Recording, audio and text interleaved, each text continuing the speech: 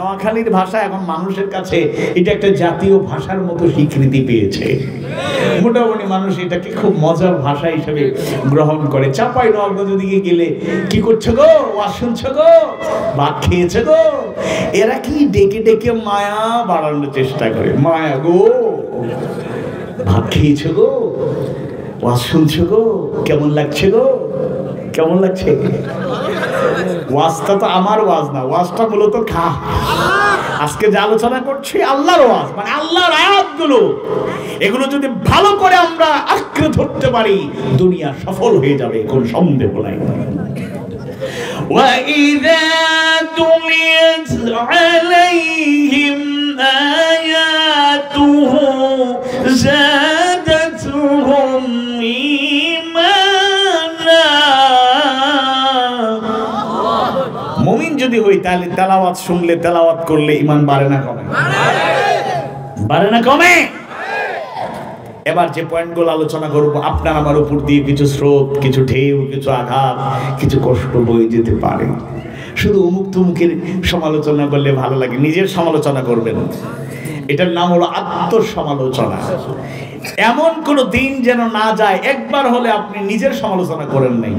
আরেকজনের সামনে দরকার নাই সব দুর্বলতা প্রকাশ করার। সব কথা যাকে অকপটে বলা যায় তিনি কে? আল্লাহ। কারণ আপনি বললেও তিনি জানেন, না বললেও জানেন, তার কাছে সব শেয়ার করা যায়। মানুষকে বেশি আন্তরিক ভেবে কথা বলবেন, এরা চান্স পাইলেই আপনাকে এরা লজ্জা দেবে, লজ্জা দেবে। আপনি একজনকে অভাবের কথা শুনাইছেন, এবার আরেকজন বাজারে বসে খবর রাখো, আব্দুল করিমের খবর রাখো, অবস্থা খুব খারাপ, পরিবার খুব দুর্দশার মধ্যে আছে, আল্লাহ কি যে হবে। তার একজনের অভাব পড়লে আমার অভাব থাকতে পারে, কিন্তু আত্মমর্যাদা, আমার পার্সোনালিটি আছে, আমি অভাবে থাকতে পারি, খেয়ে না খেয়ে জীবন পার করতে পারি, কিন্তু আমার আত্মমর্যাদাকে বিসর্জন কেউ দিতে চায় না। কেউ বিপদে বললে সবার আগে হাত পাততে লজ্জা বোধ করে না, ভিক্ষাবৃত্তি করে। কিন্তু অনেকে আছে না খেয়ে থাকবে, কষ্ট করে জীবন পার করবে, জীবনে মুখ খুলে কাউকে বলে না। এরকম বান্দারা আছে না? তারা বলে, মানুষকে বলে না, বলে কাকে? আল্লাহকে বলার কারণে আল্লাহ তো ডাইরেক্ট পাঠাবেন না, কোনো ব্যক্তি দিয়ে, মানুষ দিয়ে উসিলা করে পাঠাবেন। কিন্তু আমরা মানুষকে বলে যতটা উপকার পাবো, যিনি সাহায্য করছেন হাত পাতলে তিনি দেবেন, আবার তার কাছে না বলে আল্লাহর কাছে বলতে পারলে তার মাধ্যমে আল্লাহ সাহায্য পৌঁছে দেবেন। একটা হলো আপনি নিজে গিয়ে বলছেন আমার একটু সাহায্য করুন, আর আরেকটা আব্দুল সত্তার সাহেব মতো লোক বাড়ি গিয়ে বলছে, কি তোমার কি কোনো সমস্যা? কয়দিন থেকে দেখি না, আসলে লজ্জায় বলতেছি না, একটু সমস্যা আছে। আচ্ছা চিন্তা করে না, রাখো, এগুলো রাখো, কিছু খরচ করো। তাইলে একজনের মাধ্যমে সাহায্য চাইলেও তিনিই করবেন, আবার তার কাছে না বললেও আল্লাহর কাছে যদি বলেন, হয়তো ওনার মাধ্যমে সাহায্যটা পৌঁছানোর ব্যবস্থা করবেন কে? আল্লাহ। তাইলে তার কাছেই চাইতে হবে ইনশাআল্লাহ। আসুন কি কি রোগ আছে, টু দ্য পয়েন্ট বলি। এক নম্বরে অজ্ঞতা, ইগনোরেন্স, মূর্খতা, না জানা। এই দুর্বলতা কম বেশি আমাদের সবার মধ্যে আছে, আমরা কষ্ট নিবেন না। আসুন আলোচনায় ঢুকি। সূরা জুমারের 9 নম্বর আয়াত কারিমায় আল্লাহ সুবহানাহু ওয়া তাআলা জানায় দেন, কুল হাল ইয়াস্তাউিল্লাযীনা ইয়া'লামুনা ওয়াল্লাযীনা লা ইয়া'লামুন।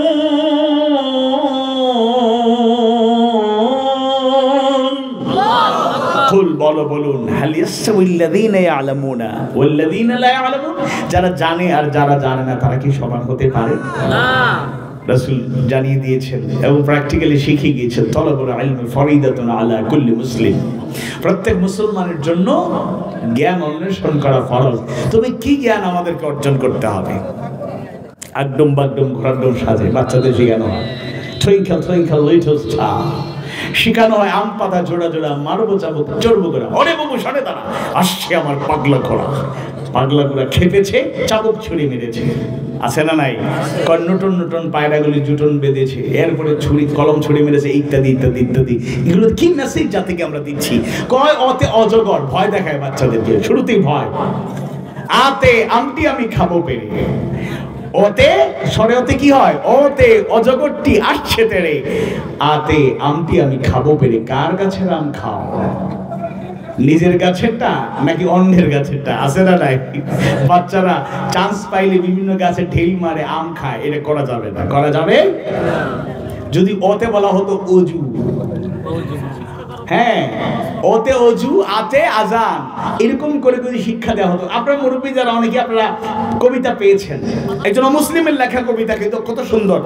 সকালে উঠে আমি মনে মনে বলি, সারাদিন আমি যেন ভালো হয়ে চলি, আদেশ করেন যাহা মোর গুরুজনে, আমি যেন সেই কাজ করি ভালো মনে। আর এখন বাচ্চাদেরকে আমাদের মিলন ভাই বা উস্তাদরা যদি একটু ব্যাত নেন, অথবা শিক্ষক কোনো স্যার যদি প্রাইমারি স্কুলে মনে করেন ব্যাত নেন অথবা হাই স্কুলে, এবার ছাত্ররা বলে, ছোট বাচ্চারা 5-6-এ পড়ে, বলে স্যার বা হুজুর বা জনাব আমারে মারবেন? আচ্ছা মারতে পারেন, তবে থানার নতুন ওসি সাহেবের সাথে আব্বার কিন্তু ভালো একটা আন্ডারস্ট্যান্ডিং আছে।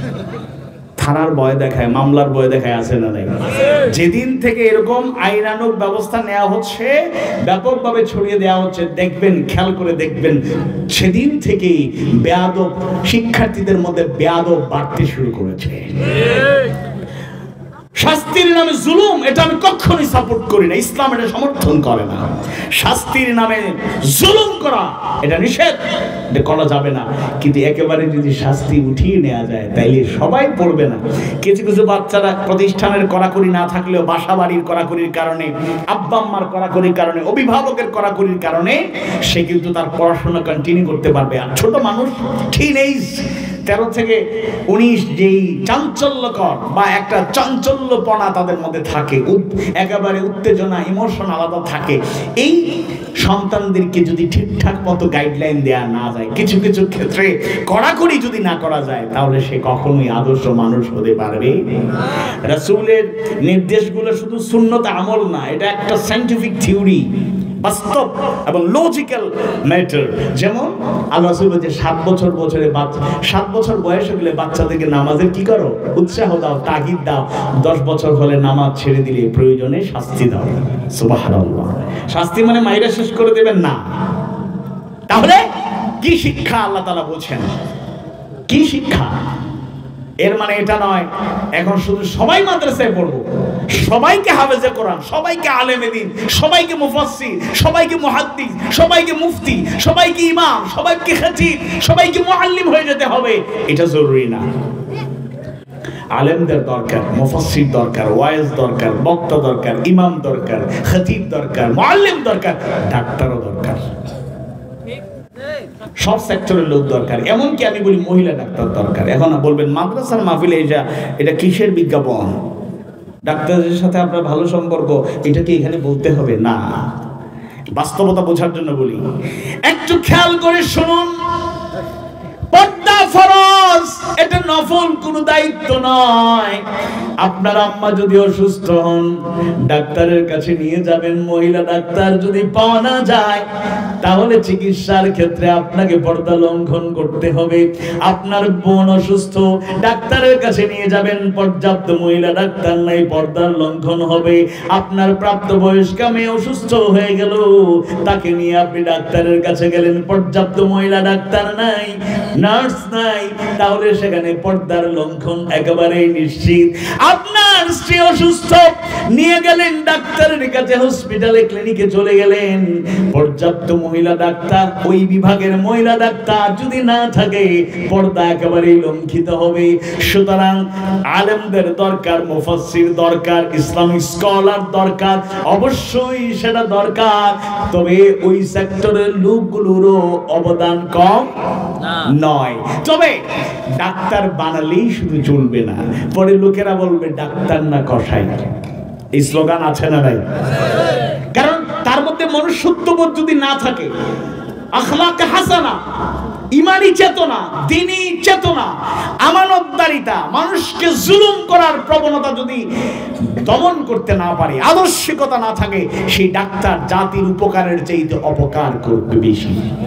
ক্লিনিকগুলো আজকে বাংলাদেশের চিকিৎসা অনেক এগিয়ে গিয়েছে, খবর রাখবেন। এখনো বিদেশে চিকিৎসার জন্য যাওয়া হয়। ওই যে ইন্ডিয়ান এক বড় নেতা ইদানিংকালে থ্রেট করছে যে চিকিৎসা ভিসা বন্ধ করে দেন, এই করেন সেই করেন। বাপরে বাপ, আমাদের দেশও পিছনে নাই। বিদেশের চিকিৎসা বাংলাদেশে আছে না নাই? আপনারা, হ্যাঁ, যারা ইচ্ছে করে নানা টেস্ট বিভিন্ন অকারণে বিল বাড়িয়ে দেয়, এটা অনৈতিক কাজ।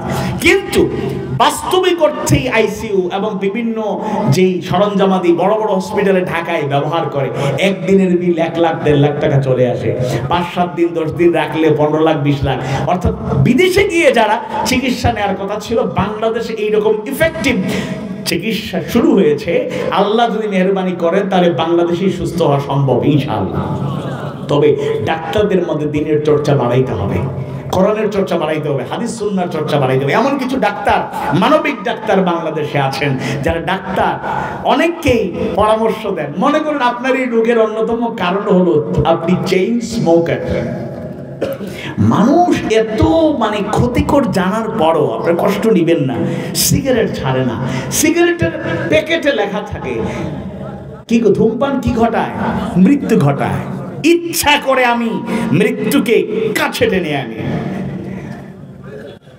ধূমপান ক্যান্সারের কারণ, অমুক তুমুক বড় বড় ভয়াবহ রোগ, ছবি পর্যন্ত রোগের ছবি দিয়ে দেয়। এরপর লোকেরা কয় আসলে সতর্ক থাকা দরকার, আর কয়দিন খাই। আছে না কিছু ডাক্তার আছে আদর্শিক, যারা ঔষধও দেয় আবার মোটিভেশন চালায়। এগুলো ছাড়েন, ইসলামে তো নিষেধ করেছে। এগুলোর থেকে দূরে থাকেন, মাকরু না, এগুলো হারাম। এগুলো থেকে আপনি আপনার নিজের জীবনকে শেষ করে দিচ্ছেন। আয়াত হাদিস দিয়ে যখন ডাক্তার ওয়াজ করে, ওই ক্ষেত্রে আলেম হুজুরদের ওয়াজের চাইতে ডাক্তারের ওয়াজটা ইফেক্টিভ। অনেকে দুশ্চিন্তা, ডিপ্রেশন, ফ্রাস্ট্রেশন, আজকে আলোচনার পয়েন্টও আছে। অনেকে টেনশন দেখা, ডাক্তার আছে এমন রোগী ঢুকছে একেবারে বোঝা যাচ্ছে এখনই মারা যাবে। আসসালামু আলাইকুম ওয়া রাহমাতুল্লাহ। ওয়ালাইকুম আসসালাম ওয়া রাহমাতুল্লাহ। কি হইছে আপনার? এত টেনশন করছেন কেন? না ডাক্তার সাহেব, অবস্থা ভালো না, আমি মনে হয় আর বাঁচবো না। আরে টেনশন করেন না, এটা দেখি এটা কোন রোগ হলো?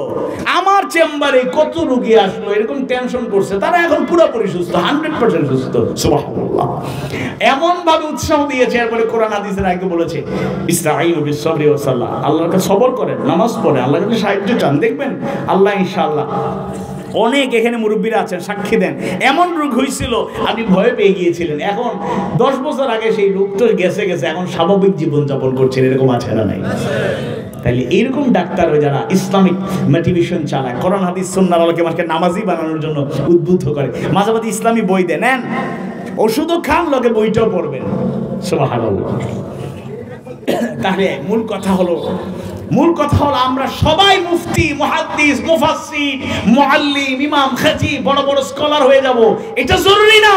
কিন্তু ততটুকু জ্ঞান আমাদের থাকতে হবে যা দিয়ে আল্লাহকে ভালো করে চেনা যায়, রাসূলকে ভালো করে চিনতে পারি, আমরা যেন আমাদের ইবাদত বান্দেগিগুলো ঠিকঠাক মতো করতে পারি। এবার প্র্যাকটিক্যাল অল্প একটা উদাহরণ দিই, এই পয়েন্টটা বেশি জরুরি। একটু খেয়াল করে শুনুন। এরকম লোক আছেন যারা 40-45 কম বেশি 50 বছর থেকে নামাজ আদায় করছি, আল্লাহ না করুক, আল্লাহ না করুক, আল্লাহ না করুক। এমনও হতে পারে এত বছরের সাধনা আপনার নামাজ আল্লাহর কাছে কবুল হচ্ছে না। এর অন্যতম কারণ হলো নামাজ যেভাবে আদায় করার কথা সেভাবে আদায় করতে পারছি না। সল্লু কামা রাআইতুমুনি উসাল্লি, আল্লাহ রাসূলের সালাত আদায় করে সেভাবে যেভাবে সালাত আদায় করতে দেখো। নামাজের ফজিলত আল্লাহ তাআলা সূরা আনকাবুতের 45 নম্বর আয়াতে কারিমায় জানায় দেন, ইন্নাস সালাতা তানহা আনিল ফাহশাই ওয়াল মুনকার। নিশ্চয়ই সালাত মানুষকে মন্দ এবং অশ্লীল কাজ থেকে বিরত রাখে। কিন্তু আপনারা দেখবেন নামাজও পড়ে আবার সিনেমাও দেখে আছে না? নামাজ পড়ে সুদের কারবার ছাড়তে পারে না, নামাজ পড়ে অন্যায় বিচার করে, ফজরের নামাজ আউয়াল ওয়াক্তে আদায় করে ক্ষেত খামারে চলে গিয়েছে, ডানে বামে তাকায় কেউ নাই, এবার চান্স পাইলে আইল ঠেলাঠেলি করে। এরকম লোক অন্তত নোয়াখালীতে নাই। খুব সুন্দর করে কৌশল, ওজনে কম দেয়, এরকম লোক মনে হয় নাই। গরুর গোশত কিনতে গেলে হাড্ডি সহ কিনবেন না, হাড্ডি ছাড়া, হাড্ডি সহ কিনলে না 250 গ্রাম আলাদা হাড্ডি, এমন টেকনিক করে বাসায় নিয়ে যদি আলাদা আপনি মাপার চেষ্টা করেন, দেখবেন 50% অর্ধেকের চেয়ে বেশি হাড্ডি দিয়ে দিয়েছে। আছে না নাই? পাঞ্জাবি কিনতে গেলে কত লোক বলে আল্লাহ হুজুর আপনি আমার দোকানে আসছেন, আমি তো ধন্য। কি খাবেন? চা না কফি? না কিছু লাগবে না ভাই, একটা পাঞ্জাবি কেনার দরকার। আচ্ছা কিনেন। আপনার সাথে তো আসলে আপনার একটা পাঞ্জাবি হাদিয়া দিলেই তো ভালো লাগতো আপনার সাথে। না না হাদিয়া দেওয়ার দরকার নেই, আপনার ব্যবসা আপনি করেন না। আচ্ছা ঠিক আছে, অন্তত পক্ষে এইটা তো করবো, আল্লাহর রহমতে কেনা দামে আপনাকে দিয়ে দেবো। আপনার সাথে লাভ করে আমি ঠকতে চাই না, আপনার দোয়াটাই আমার লাভ। আছে না ভাই? পাঞ্জাবি কত? না এটা বেশি না, এটা মাত্র 1550 টাকা, এটাই কেনা দাম। আর এমনি আমরা বিক্রি করি 2500, বিক্রি করি 2000-2200, তার কাছে যে লয় পারা যায় আর কি। অথচ যদি কেউ এক্সপার্ট হয়, অভিজ্ঞ হয়, কাপড়ে হাত দিয়ে বলতে পারবে এটা কোন জায়গা থেকে এসেছে এবং কাপড়ের মান কেমন। এমনও হতে পারে 570 টাকা দিয়ে কিনে এসে 1550 টাকা দিয়ে কেনা দাম এটা বলে দেয়। এরকম মিথ্যাবাদী ব্যবসায়ী আছে না? তাহলে নামাজ পড়ে আবার অন্যায় ছাড়তে পারে না। নামাজ পড়ে অন্যায়, অবিচার, জুলুম কিছুই ছাড়তে পারে না। দু একজন বক্তা এই কথা বলেছেন, আমরা তাদেরকে পরামর্শ দিয়েছি যারা সুযোগ পেয়েছি, যে এরকম যাচাই না করে কথা বলা উচিত না। যে পালানোর সময়, আপা পালানোর পরে উনি বলতেন ঘুম থেকে উঠেই জায়নামাজ খুঁজি। ও কোনো বক্তা বলেছেন না জায়নামাজ পাওয়া যায় না, অথচ ভিডিও আছে, তাই না? জায়নামাজ ছিল, এই কথা সত্য। তিনি তেলাওয়াত করতেন, দলীয় কর্মীরা প্রাউড ফিল করতো, আমাদের আপা সব সময় কোরআন তেলাওয়াত করেন, মাশাআল্লাহ।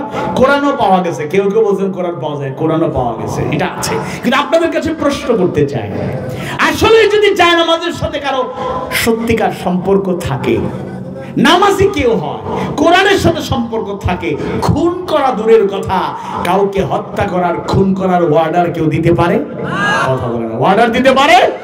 অথচ একটা ডকুমেন্টস আপনারা সোশ্যাল মিডিয়া দেখেছেন, ইলেকট্রনিক মিডিয়া, প্রিন্ট মিডিয়ায় প্রকাশিত হয়েছে এবং টকশোতে, একাধিক টকশোতে আলোচনা হয়েছে। একজন গুরুত্বপূর্ণ ব্যক্তি ফাঁসির রায় হওয়ার পরে বাকিদের ফাঁসির রায় কার্যকর হয়েছে, আর এক ব্যক্তিকে বজলুল হুদা সাহেব না নিজ হাতে জবাই করছে। বলে নাউযুবিল্লাহ, কত বড় ডাইনি আর খুনি হতে পারে একজন মানুষ! নামাজি হলে খুন করা দূরের কথা, অন্যের সামান্য ক্ষতি করার চিন্তা করতে পারে না। শামীম ভাই, সাতক্ষীরার শামীম ভাই না, বা এখানে হাজির শামীম ভাই আছেন না কেউ কেউ? আপনারা না, নারায়ণগঞ্জের শামীম ভাই, তিনি বলতেন আল্লাহর রহমতে দৈনিক আমরা 70-80 রাকাত নফল নামাজ পড়ি। বিসমিল্লাহির রহমানির রহিম। ইয়া আইয়ুহাল মুযাম্মিলু কুমিল লাইলা ইল্লা কালিলা নিসফাহু ওয়া ইনকুস মিনহু কালিলা আও জিদ আলাইহি ওয়া রাত্তিলিল কুরআনা তারতিলা। এরকম আয়াতগুলো তেলাওয়াত করলে আল্লাহ রাসূল রাত কেমন করে কাটাতেন, মুমিনদের রাত কেমন করে কাটানো দরকার। আমরা তো দুর্বল ইমানদার। আল্লাহ রাসূল অর্ধেক কিংবা তার থেকে বেশি রাতের 3 ভাগের 2 ভাগ ইবাদত করে কাটিয়ে দিতেন। সুবহানাল্লাহ। তা আমরা যারা দুর্বল ইমানদার মাঝে মধ্যে তাহাজ্জুদ পড়ার চেষ্টা করি, তারা একটু প্র্যাকটিক্যাল কথা একটু চিন্তা করে দেখেন। মনে করেন নেশার পরে খাওয়া দাওয়া করে বেশি দেরি করে না করে ঘুমিয়ে গেলেন, রাত 2টা-2:30 উঠলেন, ওযু করে আবার নামাজে দাঁড়ালেন, 8-10 বা খুশু খুদুর সাথে হক আদায় করে 8-10 বা 12 রাকাত পড়তে না পড়তে ফজরের টাইম হয়ে যায়। কথা বলে না। আর উনি 70-80 রাকাত কখন যে পড়তো আল্লাহই ভালো জানে। আসল কথা হলো এরা 100% মিথ্যাবাজি, প্রতারক, ধোঁকাবাজ, এতে কোনো সন্দেহ নাই। কোন নামাজি কখনোই সন্ত্রাসী হতে পারে না, কোন নামাজি কখনোই কারো উপর জুলুম চালাতে পারে না, কোন নামাজি কখনোই অন্যায়ের প্রশ্রয়দাতা, অন্যায়কারী হতে পারে না। তাহলে আমরা নামাজ পড়ে যাচ্ছি, নামাজ কবুল নাও হতে পারে, সমাধান দিয়ে যাব, হতাশ করব না। তাহলে কিভাবে নামাজ আদায় করলে আমরা পার পাবো, আমাদের নামাজ কবুল হবে? অন্যতম একটা মেসেজ দিয়ে যায়, অনেক কথা বলা যায়, একটা পয়েন্ট বলে যায়। বিসমিল্লাহির রহমানির রহিম। قد أفلح المؤمنون الذين هم في صلاتهم خاشعون। قد أفلح المؤمنون, অবশ্যই মুমিনরা সফল হয়েছে। আল্লাহু আকবার। মুমিনদের বৈশিষ্ট্য 1 নাম্বার, আল্লাযীনা হুম ফী সালাতিহিম খাশিউন, তারা তাদের নামাজে থাকে বিনয় অবনত, খুশু খুদুর সাথে নামাজ আদায় করে। খুশু খুদু মানে কি? আলী রাদিয়াল্লাহু আনহু, আচ্ছা রাহমাতুল্লাহি আলাইহি, মুজাহিদ রাহমাতুল্লাহি আলাইহি সহ অনেক প্রখ্যাত মুফাসসিররা ব্যাখ্যা দিয়েছেন। আমি সহজ করে একটু বুঝাই বলি। মনে করুন এই মসজিদে ঘড়ি আছে না, অনেক বড় মসজিদ, অনেক টাকা খরচ করে বানানো হয়েছে, আলহামদুলিল্লাহ সুবিশাল মসজিদ। এই যে মসজিদ, এখানে ঘড়ি আছে, ঘড়িটা রাখা হয়েছে মূলত টাইম ঠিকঠাক টাইম দেখে যেন সময় মতো নামাজটা জামাতটা শুরু করা যায়। এই জন্য কিছু মুসল্লিদের এখানে অনেক সংখ্যা বেশি থাকে আলহামদুলিল্লাহ, মাহফিলের জন্য নাকি সবসময় আল্লাহু আলাম, সবসময় হলে ভালো হয়। এবার অনেক মুসল্লি আছে মাগরিবের নামাজে ইমাম সাহেব মনে করেন একটু লম্বা তেলাওয়াত করতেছেন, এবার কিছু মুসল্লি আছে ঘড়ির দিকে তাকায় আর মনে মনে কয়, আরে হুজুর মাগরিবের নামাজে তো লম্বা সূরা পড়া দরকার ছিল। আচ্ছা না ভাই, কিছু লোক আছে অ্যালার্জি আছে, কিছু প্রবলেম, কিন্তু নামাজে গেলে অ্যালার্জি বেড়ে যায়। আজকেও নামাজে দেখলাম অনেকে অসুস্থতার কারণে কাশতেছে, এই মাহফিলও কাশতেছে, আমারও কিছু কাশি সর্দি আছে, বলতে চলে আসছে। কিছু লোক আছে অসুস্থতার জন্য না, পার্মানেন্ট তার একটা বদভ্যাস, শেষ বৈঠকে বসলে তার পড়া সব শেষ, এবার ইমামকে সিগন্যাল দেয়। কি বলে সিগন্যাল দেয় একটু বলে? আছে না নাই? মনোযোগ আছে? পশু খুদু আছে নাই? বাজারের এক ব্যবসায়ী আসরের নামাজ পড়ে সালাম ফেরানোর পর দাঁড়ায় বলছে, ইমাম সাহেব নামাজে তো ভুল করছেন। নামাজে ভুল করছি কোন মুসল্লি বলে না। কেমনে আপনি বুঝলেন? আমি একেবারে 100% কনফিডেন্ট হয়ে বলছি আপনি নামাজে ভুল করছেন, 3 রাকাত পড়াইছেন। কেউ বলে না। এবার ইমাম সাহেব, আচ্ছা বলেন কিভাবে, একটু ব্যাখ্যা দেন। কেউ তো বলতেছে না কিছু। বুঝলেন, আমি এই বাজারের ছোটখাটো একজন ব্যবসায়ী, আমার 4টা দোকান আছে, আমি সারাদিন কি ব্যবসা করলাম, আসরের নামাজে এসে প্রথম রাকাতে প্রথম দোকানের হিসাব মিলাইতে পারছি, দ্বিতীয় রাকাতে দ্বিতীয় দোকানের হিসাবে মিলাই ফেলছি, 3 নম্বর রাকাতে 3 নম্বর দোকানের হিসাব মিলাইছি, 4 নম্বরের দোকানের হিসাব মিলানো যায় না। আছে না নাই? এই জন্য খুশু খুদুর সাথে একাগ্রতার সাথে হেফাজত করে নামাজ আদায় না করলে এই নামাজ কবুল নাও হতে পারে। রোজা রাখার উদ্দেশ্য কি? লাআল্লাকুম তাত্তাকুন। কিন্তু আমরা কি তাকওয়া অর্জন করতে পারছি? রমাদান মাসে কর্মকর্তা অফিসে বসে আছেন, একজন বান্ডিল নিয়ে আসলো, স্যার আপনার পেমেন্টটা বুঝে নিন। তিনি খুশি হওয়ার কথা, সামনে এই টাকা তো দরকার, কিন্তু উপস্থিত সময় খুশি হলেন না। বেয়াদব! এটা ভয় পেয়ে গেছে। এখন কোন মাস? স্যার এখন তো রমাদান মাস। রোজা রেখেছো? জি স্যার রোজা রেখেছি। আমি রোজাদার? আপনি তো আমার থেকে ভালো রোজাদার। তাইলে এই কাজটা দিনে দুপুরে কেমনে করলা? I am sorry for that sir, I am sorry for that, ভুল হয়ে গেছে, আর করবো না, চলে যাচ্ছি, দরজার কাছাকাছি চলে গেছে। এই শোনো, বহু দূর থেকে অনেক কষ্ট করে এসেছে, ড্রয়ারে রেখে দাও, ইফতারের পরে দেখবো। তাহলে রোজাদার অবস্থায় ইফতারের আগ পর্যন্ত ঘুষ খাওয়া হারাম, ইফতারের পর কি হালাল হয়ে যায়? আওয়াজ বাড়িয়ে বলুন হালাল হয়ে যায়। আল্লাহ বলেন, ইয়া আইয়ুহাল্লাযীনা আমানু লা তাকুলু আমওয়ালাকুম বাইনাকুম বিল বাতিল। হে ইমানদারগণ, একে অপরের সম্পদ অন্যায়ভাবে ভক্ষণ করো না, অন্যায়ভাবে দখল করো না। অথচ এমন লোক আছে আপন ভাইয়ের সন্তানদেরকে, আপন ভাইকে, আপন বোনকে, রক্ত সম্পর্কে আত্মীয়কে ঠকায় নাকি ঠকায় না? জানাজার নামাজে ভাই এত কান্নাকাটি করছে, সবাই বলতেছে দেখছো ভাইয়ের জন্য ভাইয়ের কি মায়া। 1 সপ্তাহ পরে মায়াটা পাল্টে গেল। এবার অবুজ বাতিজা বাতিজি কিচ্ছু জানে না, ওই ভূমি অফিসে দৌড়াদৌড়ি কইরা এবার আইসা বলতেছে ওরা সাইনও দেওয়া শিখে নাই, বাতিজা বাতিজিরে বলতেছে টিপসই লাগাও, আছে না নাই? টিপসই লাগাও, টিপসই লাগাও, টিপসইটি দিয়ে কৌশলে তার নামে সবকিছু নিয়ে যায়। এরকম কপাল পোড়া জুলুমবাজ চাচা, আত্মীয়, ভাই, বেড়াদার আছে না ভাই? এজন্য নামাজের ব্যাপারে, রোজার ব্যাপারে, হজের ব্যাপারে, যাকাতের ব্যাপারে, মৌলিক ব্যাপারে ফান্ডামেন্টাল নলেজ, মৌলিক জ্ঞান থাকতেই হবে, আপনাকে অর্জন করতেই হবে। নতুবা কষ্ট করে নামাজ পড়ে যাচ্ছেন, রোজা রাখছেন, একবার সঠিক জ্ঞান না থাকার কারণে আপনার এই ইবাদত আল্লাহর কাছে কবুল নাও হতে পারে। আল্লাহ তুমি ভুল ত্রুটি হলেও আমাদের ইবাদত বন্দেগী ভুল ত্রুটি ক্ষমা করে দাও, ইবাদত কবুল করে দাও, বলেন আমিন। আর জ্ঞান অর্জনে আরো এগিয়ে যাওয়ার তৌফিক দাও, বলেন আমিন। রাত তো 11:30 হয়ে যাচ্ছে, আর অল্প সময় শেষ করে নেব। 2 নাম্বার ভ্রান্ত বিশ্বাস, রং আইডিয়া।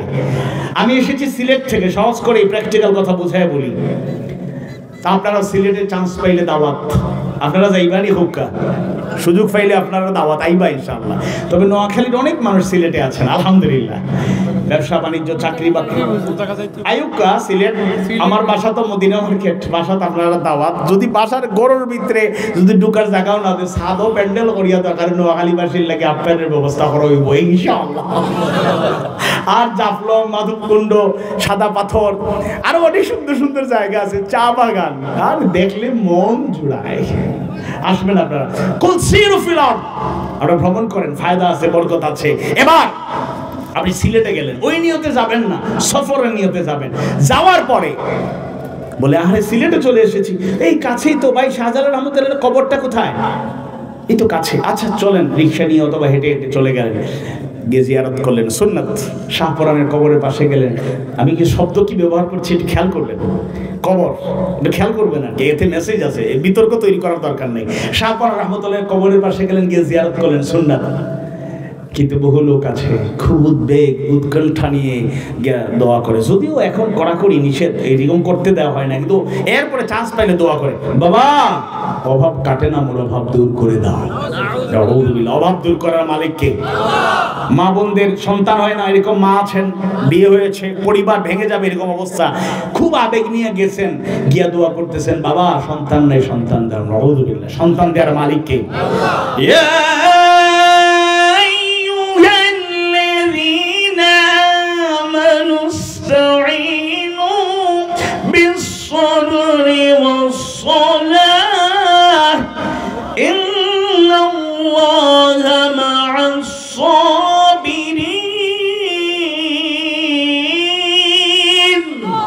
সূরাতুল বাকারা 153 নম্বর আয়াত, ইয়া আইয়ুহাল্লাযীনা আমানু, হে ঈমানদারগণ, ইস্তাঈনু, আমার পক্ষ থেকে সাহায্য পেতে চাও, গ্রহণ করো, বিসসবরি ওয়াস সালাহ, সবর এবং সালাতের মাধ্যমে, ইন্নাল্লাহা মা'আস সাবিরিন, নিশ্চয় আল্লাহ তাআলা ধৈর্যশীলদের সাথে আছেন। সুবহানাল্লাহ। 3 নম্বরে সংশয়, ডাউট, সন্দেহ, সংশয়। মুসলমানের সন্তান নাস্তিক হয়ে যাচ্ছে, ইউনিভার্সিটিতে পড়ে, বিভিন্ন জায়গায় পড়ে, কদ্দুর পড়ে আইসা দেখবেন নারায়ণপুর বাজারে বসে চা খায়ের গল্প করে, আঙ্কেল আল্লাহর রহমতে শিখে ফেলাইছি। কি শিখছেন? There is no creator, there is no God, সৃষ্টিকর্তা বলতে কিছু নাই।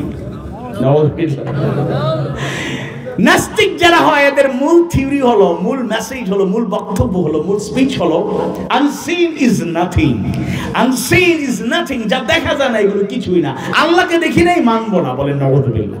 আর আল্লাহ তাআলা বলেছেন এই কোরআন থেকে হেদায়েত সবাই পাবে না, হুদাল লিল মুত্তাকিন, মুত্তাকি হবে যারা, হেদায়েত পাবে তারা। মুত্তাকিদের 1 নাম্বার কোয়ালিটি, আল্লাযীনা ইউমিনুনা বিল গায়ব, যারা অদৃশ্যের প্রতি ঈমান আনে। আল্লাহকে দেখি নাই, ঈমান আছে না নাই? কথা বলে না, ঈমান আছে না নাই? এমন ঈমান, জান্নাত দেখি নাই কিন্তু জান্নাতের স্বপ্ন হৃদয়ে লালন করি, জাহান্নাম দেখি নাই জাহান্নাম থেকে বাঁচার ভয় আমার অন্তরে জাগ্রত হয়, এটা ঈমান। আল্লামা সাইদি রাহিমাহুল্লাহ এই বাগান সাজিয়ে গিয়েছেন, তৈরি করা বাগানে আমরা কথা বলছি।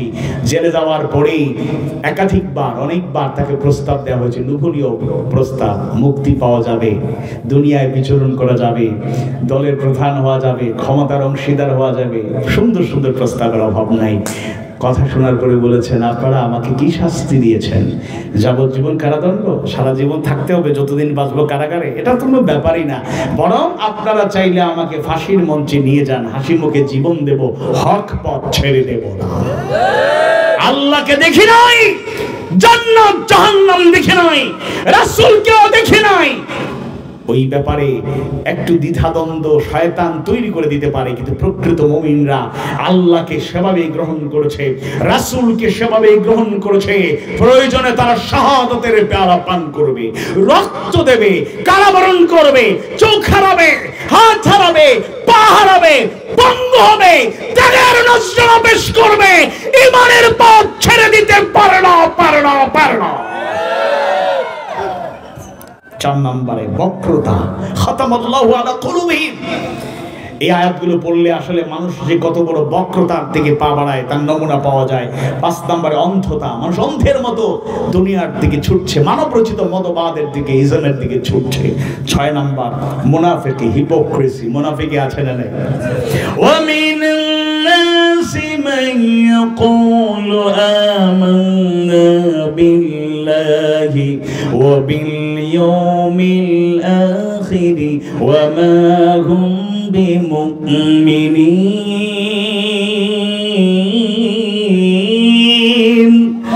আর মানুষের মধ্যে এমন কিছু লোক আছে যারা বলে আল্লাহর প্রতি ঈমান এনেছে, আখিরাতের দিনের প্রতি ঈমান আছে, আর আল্লাহ বলেন অথচ এরা মুমিন নয়। এরা কারা? সকল মুফাসসিররা বলেছেন এরা মুনাফিক। নাউযুবিল্লাহ। সুতরাং ঈমান বললেই ঈমানদার হওয়া যায় না, তাসদীক বিল জানান, অন্তর দিয়ে বিশ্বাস করতে হবে, ওয়াল ইকরার বিল লিসান, মৌখিক স্বীকৃতি প্রকাশ দাওয়াত অব্যাহত রাখতে হবে, ওয়াল আমাল বিল আরকান, কাজের মাধ্যমে ঈমানদার হতে হবে। আল্লাহ কবুল করুন, আমিন। এরপরে 7 নম্বরে অহংকার, দাম্ভিকতা। ইন্নাল্লাহা লা ইউহিব্বুল মুতাকাব্বিরিন।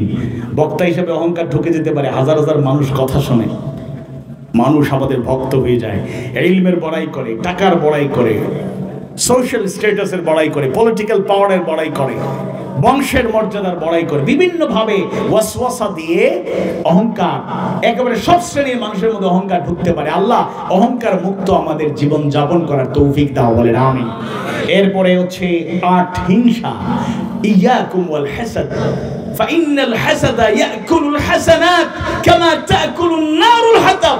রাসূল বলেছেন সাবধান, হিংসা থেকে দূরে থাকো, কেননা হিংসা তোমার আমলে সালেহ, নেক আমল, সৎকর্ম খেয়ে ফেলছে, শেষ করে দিচ্ছে। কামা তাকুলুন নারুল হাতাব, আগুন যেভাবে কাঠকে খেয়ে ফেলে। আলেম ওলামাদের মধ্যে হিংসা লালিত হয়, একে অপরকে আমরা দেখতে পারি না। আল্লাহ হিংসার আগুন থেকে বাঁচার তৌফিক আমাদেরকে দাও, আমিন। এরপরে আছে 9 নম্বরে লোভ, লালসা, অসৎ কামনা। 10 নম্বরে আছে গাফলতি। 11 নম্বর আছে ভীরুতা। আমরা ভয়কে জয় করতে পেরেছি বলে একটা বিজয় এসেছে, এটাকে ধরে রাখতে হবে। এরপরে 12 নম্বর আছে দুশ্চিন্তা। 13 নম্বর আছে হতাশা, ফ্রাস্ট্রেশন, ডিপ্রেশন। এগুলো থেকে দূরে থাকতে হবে। হতাশ হওয়ার দরকার নেই। বয়স হয় নাই 15, কয় আঙ্কেল হুজুর আমার অবস্থা তো খারাপ, আমি হতাশ হয়ে গেছি। এই বয়সে হতাশ? কিশোর, এখনো যুবক হয় নাই, কয় হতাশ। এত হতাশা কিসের? এত ডিপ্রেশন কিসের? আল্লাহর সাথে সম্পর্ক যারা বাড়াবে তাদের জীবনে হতাশা বলতে কিছু থাকবে শেষ। তাহলে এই 13টা রোগ আমাদের অন্তরে আছে, এগুলোর থেকে বাঁচতে হবে। আর সর্বশেষ হলো ওয়াহুদাম ওয়া রাহমাতুল লিল মুমিনিন। কোরআন হলো হেদায়েত, পথ প্রদর্শক, গাইডলাইন। তিবয়ানান লিকুল্লি শাই, সব কিছুর বর্ণনা, সব কিছুর সমাধান দিতে পারে। সব বর্ণনা আছে, আমরা এখান থেকে খোরাক নিতে হবে। জীবনের প্রতিটা ক্ষেত্রে, ব্যক্তিগত জীবন, পারিবারিক জীবন, সামাজিক জীবন, অর্থনৈতিক জীবন, সাংস্কৃতিক জীবন, রাজনৈতিক জীবন, রাষ্ট্রীয় জীবন, আন্তর্জাতিক জীবন, প্রতিটি ক্ষেত্রেই সমস্যা সমাধান কোরআন দিয়েছে। আর কোরআনটা হলো রহমত, কোরআনটা হলো নিয়ামত। আমরা যেন কোরআনের নিয়ামত, রহমত গ্রহণ করতে পারি। আল্লাহ তাআলা কবুল করুন, আমিন ইয়া রাব।